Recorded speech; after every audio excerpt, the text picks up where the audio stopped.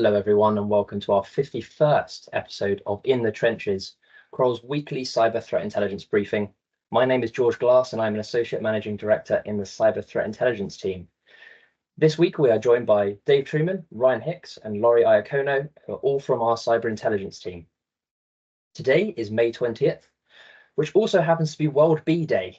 As someone with family members who keep thousands of bees, I just wanted to share the love of the humble bee, which contributes 75% of global food production, but are under so much threat from the use of pesticides and habitat destruction.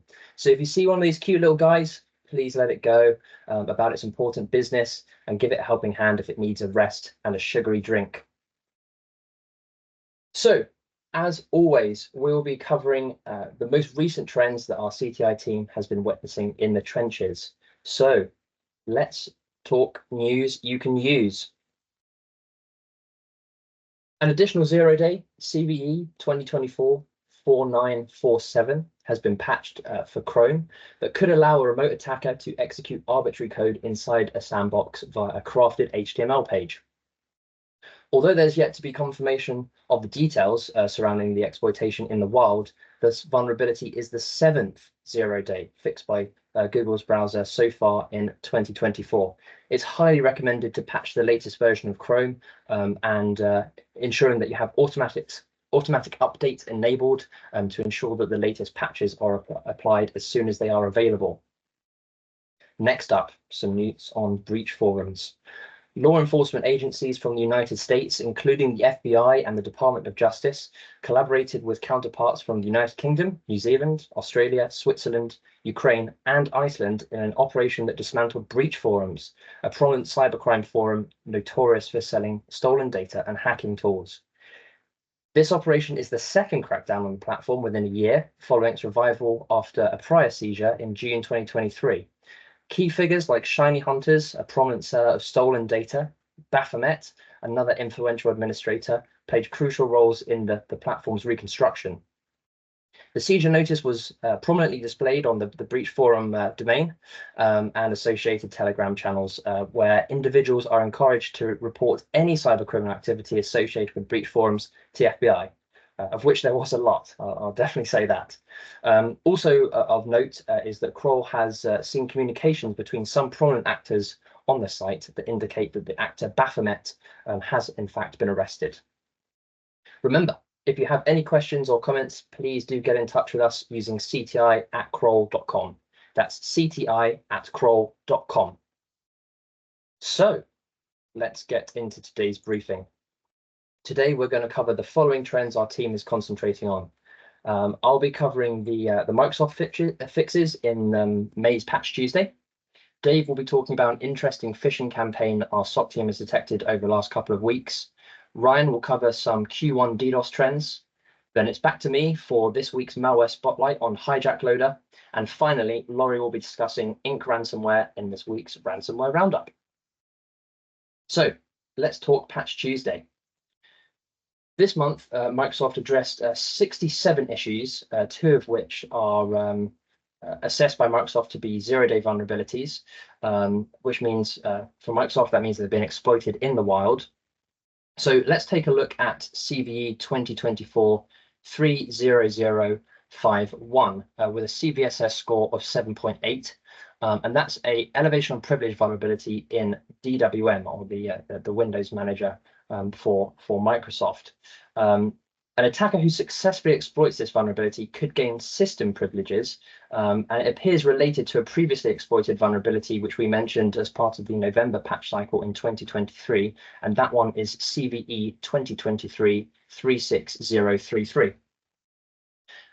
Interestingly, Kaspersky discovered that this vulnerability has been used by Quackbot and other unspecified malware, and Kaspersky states that they'll provide more technical details soon.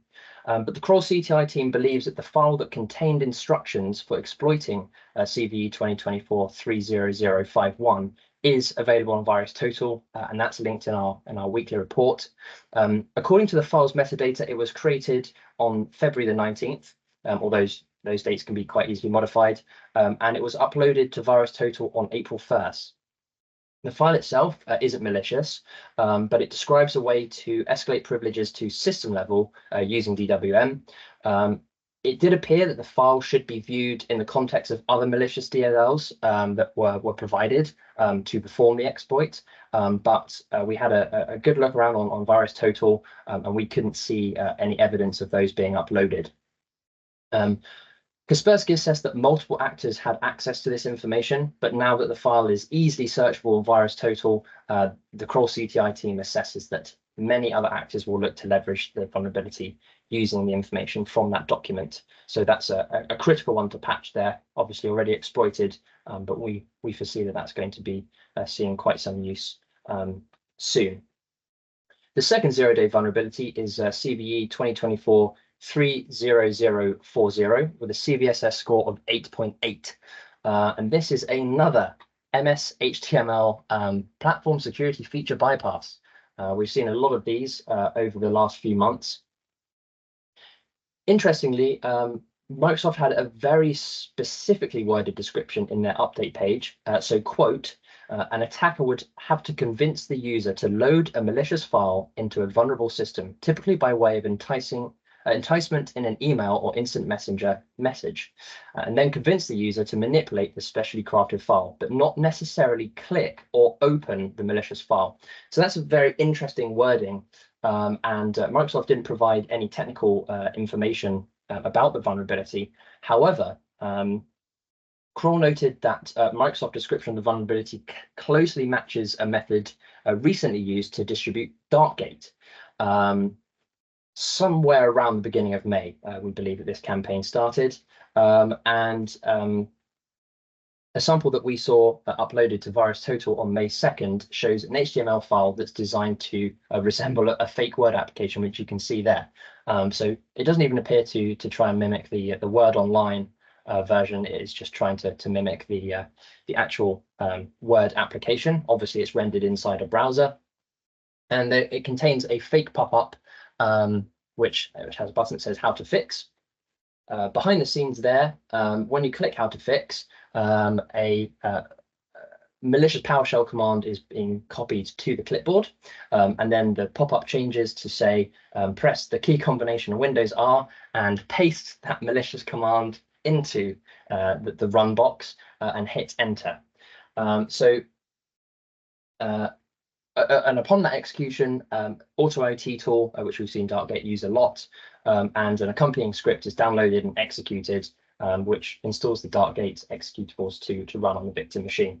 So while it's not yet certain that the vulnerability is directly related to this Darkgate campaign, it does really closely match the sort of the general description that Microsoft provided there, whereby the user has to be socially engineered into running malicious commands on an otherwise benign file and then not interact with the actually malicious file. So yeah, that's a very interesting campaign and some very interesting wording from Microsoft there. Nevertheless, we're highly confident that our current detections are capable of detecting this particular threat from Darkgate. So I'm going to pass over to Dave now to cover a sneaky new phishing campaign that our SOC team has been seeing recently. Over to you, Dave. Thank you. Kroll investigated a recent phishing campaign making use of a DocuSign lure that leads through to an Office 365 phishing page. The campaign used a novel link which consisted of a redirect chain that deliberately went through multiple URL rewriting stages, specifically 2 Minecast stages and 1 Proofpoint stage. Some security tools that check for link maliciousness only go as far as the first link and do not fully check the entire redirect chain. In tools such as these, it is likely that these trusted domains would be enough to let the URL pass. As a further step to confuse automated scanning and likely to trick the last URL rewriting technology in the chain, the redirect chain made use of a script on a compromised WordPress site to act as a gatekeeper. The script in question is named to mimic a contact page on the website, but its purpose is to check the user agent of the browser connecting, and if the user agent matches a certain set, likely those it associates with automated scanning or security tools, the script forwards it to a legitimate enterprise website containing known good elements. In other cases, it will forward the browser to the credential harvesting page. Because the compromised WordPress site has a good domain reputation with no other obvious maliciousness, the presence of it will not trigger warnings based on domain reputation. This is an interesting technique that indicates the level of understanding and research of threat actors attempting to thwart email defenses. Thank you. George? Thank you very much, Dave. Really appreciate that. Next up, Ryan. We analysed some DDoS engagement statistics in Q1 with quite some interesting stats in there. Can you run us through the numbers, please? Yeah, thanks, George. So yeah, looking at just a few sort of insights into the trends that we saw, particularly around the anonymization or lack thereof of DDoS IP addresses. So from the graph on the top right, we see kind of an overwhelming use of non-anonymized IP addresses at 78%, compared to kind of the anonymized through kind of host proxies or hosting providers. And then looking kind of deeper into the source of those IP addresses at the bottom right, we can see that 59% of those were actually residential IP addresses, and then 11% there you can see are business IP addresses.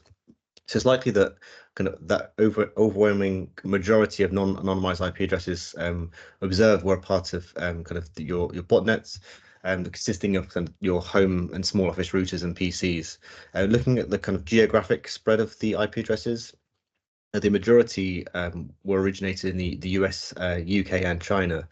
And worth noting here that the victims across our kind of data set in that period were in North America and the UK, so kind of a correlation there. And that kind of correlation between the actor IP and the victim means that geographic-based IP blocking becomes inefficient and likely ineffective entirely against that kind of threat.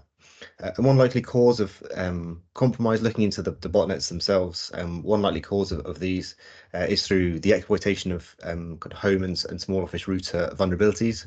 And one such example, just last week, in fact, was a D-Link vulnerability that was, or several D-Link vulnerabilities that were identified as being exploited in the wild. Another kind of reason for the botnets as well, something that we saw in mid 2023, where threat actors were systematically scanning the internet for publicly exposed Linux SSH servers, brute forcing access onto those, and then that led to one of the follow-on actions led to the deployment of the Tsunami DDoS botnet. So kind of several ways that these kind of botnets are set up through either kind of the exploitation of these vulnerabilities and post-compromise activities. We continue to observe DDoS stress services openly sold on underground markets, as well as on open source social media, including Telegram and X. And as a result, threat actors that are looking to conduct these kind of DDoS activities really don't require a lot of technical capability or knowledge to be able to kind of pick up access to one of these botnets and deploy it to a victim. Recommendations wise, really remaining the same. This is just to kind of highlight some of the statistics. So for this kind of threat, it's really recommended to just continually assess the current DDoS defense strategy against your own exposed infrastructure to help detect, prevent, and reduce the effects of this kind of denial of service attack. And with that, I'll hand back to you, George. Outstanding. Thank you very much, Ryan. Really, really appreciate it. Next up is the malware spotlight on HIJACKLOADER. So HIJACKLOADER, an advanced malware loader that's known for strong evasion capabilities. Malware is notorious for delivering persistent threats like Danabot and Redline Stealer, which we see a lot of the time, primarily spread through phishing emails. HIJACKLOADER is made particularly dangerous because it's so highly modular, as many other loaders are in recent times, which allows it to deploy and execute payloads flexibly, either by embedding them directly in its binary or downloading them from external sources after infecting a particular machine. It does do some pretty neat network connectivity checks as well. It will remain dormant until it knows it can get a command and control connection. And the hijack loader also uses dynamic API loading and command line utilities to blend in with legitimate processes, and also uses NSBuild to download and construct additional payloads also. In terms of persistence, modifying system registry keys to run at startup and process following to hide in legitimate processes. It also adds exclusions for Windows Defender, which is a very interesting use case for a loader malware. That's not something that would tend to happen for other sort of more typical commercial malware, I would say. And so some of the other advanced evasion techniques it uses are techniques like Heaven's Gate and direct syscall execution to bypass other security measures, allowing it to use Windows API calls to conduct additional payload recovery and so on and so forth. So I think really what we're trying to say here is that loader malwares are continuing to evolve, especially as the commodity market place for malware, and especially after the takedown of Quackbot last year and Emotet a few years before that, really does place a lot more focus on the bypass or evasion of antivirus and EDR. But nevertheless, we're confident in our ability to detect and respond to hijack loader attacks. Finally, I'm going to pass to Laurie to share the latest news on Ink ransomware. Over to you, Laurie. Thanks, George. Yeah, so in this week's Ransomware Roundup, we're tracking, there's a lot of continued movement and volatility in the ransomware market. And last week, an actor using the username Selfetka posted on XSS forum, allegedly claiming to be selling the source code for Ink ransom. They set a $300,000 asking price for that, limited the number of buyers to 3. They also had some technical details in the posting that did align with open source knowledge of the variant. As I said, this is allegedly right now, but a couple things about Ink ransomware for those who aren't familiar. So that particular ransomware group has been active since summer 2023. They have a number of high-profile victims that Ink has attacked, including Xerox, Yamaha Motor Philippines, and more recently, the National Health Service of Scotland. They are a well-known double extortion group, and they actually just updated their leak site as of May 1st.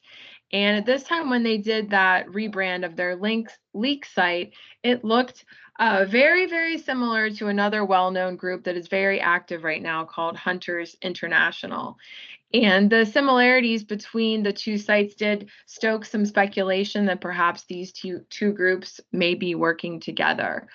So, I kind of want to talk about the implications, if this is a legitimate posting and they're offering to sell the source code, what are the implications of that, right?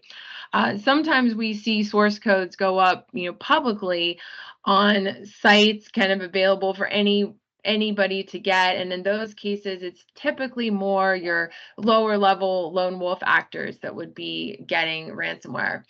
Now, if it is a source code of a legitimate group like Ink that's being sold like this, the implications are this could potentially help newer groups who are looking to get into the ransomware as a service market space. This would help them expedite their entry into the space. And then for legacy groups looking to rebrand, which looking at the landscape right now, there's probably a lot of groups that fall into that category. Taking over an existing known variant like this could actually help them with their rebranding and help obfuscate detection because it wouldn't necessarily track back to them. It would track back to those operators of Ink ransomware. So all in all, just another busy week in ransomware as a lot of volatility continues to occur. So that's the ransomware roundup, George. Thank you. Thank you so much, Laurie. And thank you to Dave and Ryan for also presenting today. That's all we have time for this week. If you have any questions or comments, please do reach out to us using cti@kroll.com. That's cti@kroll.com. Thanks again, and save the bees.